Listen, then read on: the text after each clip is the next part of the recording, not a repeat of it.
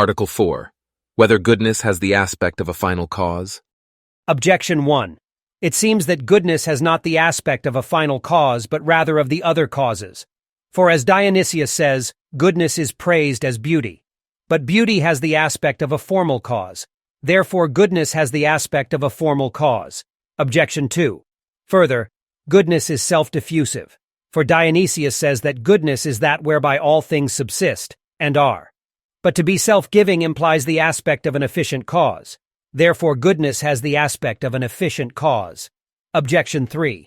Further, Augustine says that we exist because God is good, but we owe our existence to God as the efficient cause. Therefore, goodness implies the aspect of an efficient cause.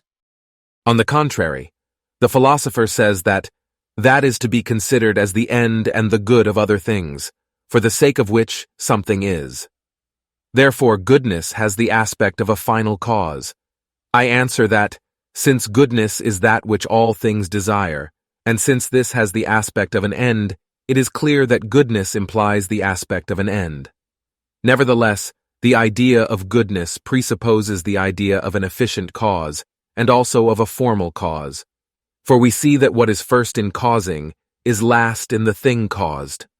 Fire, for example, heats first of all before it reproduces the form of fire, though the heat in the fire follows from its substantial form. Now in causing, goodness and the end come first, both of which move the agent to act. Secondly, the action of the agent moving to the form. Thirdly, comes the form. Hence, in that which is caused, the converse ought to take place, so that there should be first the form whereby it is a being. Secondly, we consider in it its effective power, whereby it is perfect in being. For a thing is perfect when it can reproduce its like, as the philosopher says. Thirdly, there follows the formality of goodness, which is the basic principle of its perfection. Reply to Objection 1. Beauty and goodness in a thing are identical fundamentally, for they are based upon the same thing, namely, the form, and consequently, goodness is praised as beauty. But they differ logically, for goodness properly relates to the appetite, goodness being what all things desire, and therefore it has the aspect of an end, the appetite being a kind of movement towards a thing. On the other hand, beauty relates to the cognitive faculty, for beautiful things are those which please when seen.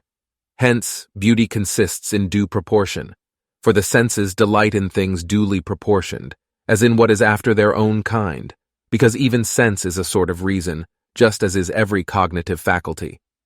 Now, since knowledge is by assimilation, and similarity relates to form, beauty properly belongs to the nature of a formal cause. Reply to Objection 2. Goodness is described as self-diffusive in the sense that an end is said to move. Reply to Objection 3. He who has a will is said to be good, so far as he has a good will, because it is by our will that we employ whatever powers we may have. Hence a man is said to be good, not by his good understanding, but by his good will. Now the will relates to the end as to its proper object. Thus the saying, "We exist because God is good," has reference to the final cause.